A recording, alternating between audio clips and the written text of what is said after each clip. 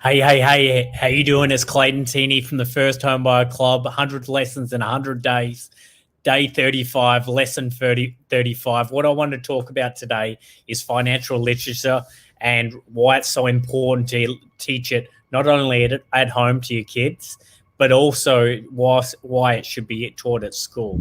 Have you ever understood how there's some people that can save a lot of money, yet others can struggle to save even a dollar? Like when you think about it, like there's people that are earning a third or even half of some people, yet have a massive amount of savings. Yet those that earn two or three times more, they're not saving anything at all.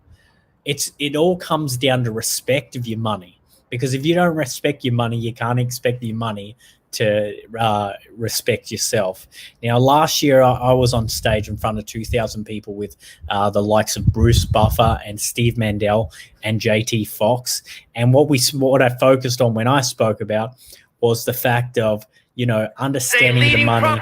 And listen to this interview. First-time home buyers from Brisbane, Australia, Clayton Tierney.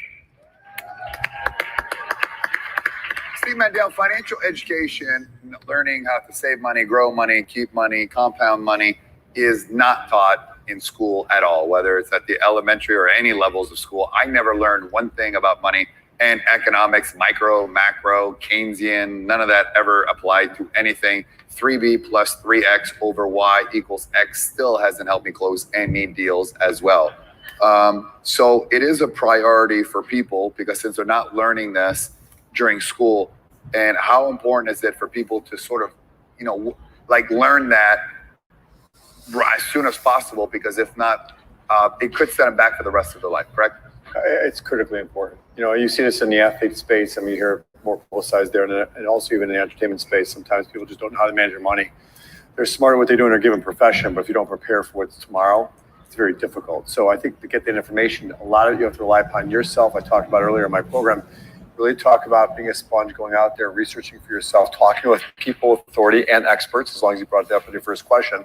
Find experts in that space. You're never going to learn enough just by kind of talking to your friends.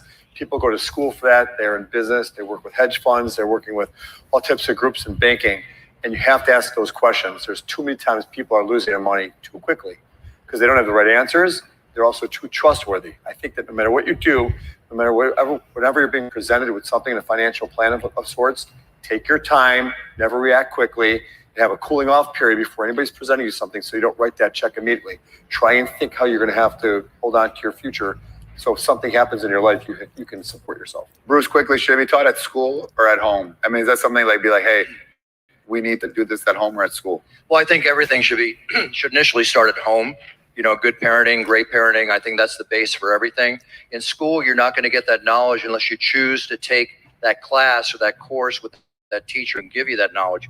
Me personally, I had my first piece of real estate when I was 18 years old. I had my fourth piece of real estate when I was 22.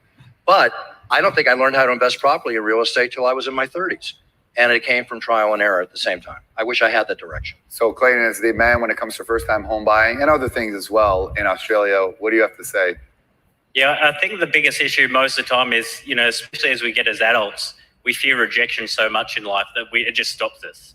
And we get right close and then don't proceed. So, the thing about budgeting and understanding, your personal finances, and what I see a lot is that people would just rather not know than know. So, from planning for retirement and then bringing your way up, you've got to understand where your money's going, because you're not going to get paid when you retire. Thank you, buddy.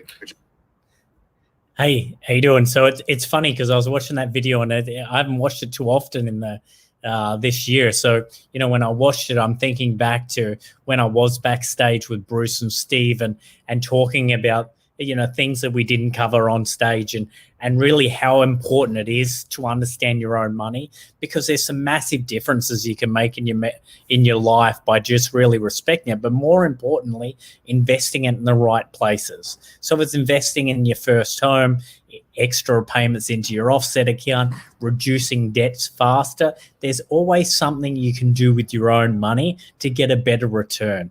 Unfortunately, and what was discussed today was that it's not taught at schools. Budgeting, forecasting, the future, it's not really discussed at school. or Captain Cook landed, but that doesn't really help us when we start to learn about our money and our future. So really take the time to understand your budget, understand what you should and shouldn't be doing with your own money, and plan what you really want for your future, because the only one that's going to be responsible for your future is yourself. And if you're not using someone else to help you get along, then you need to take extra steps to understand that in yourself so that you can help you and your family moving forward. All right, guys, I hope you enjoyed today. I'll talk to you later. Bye.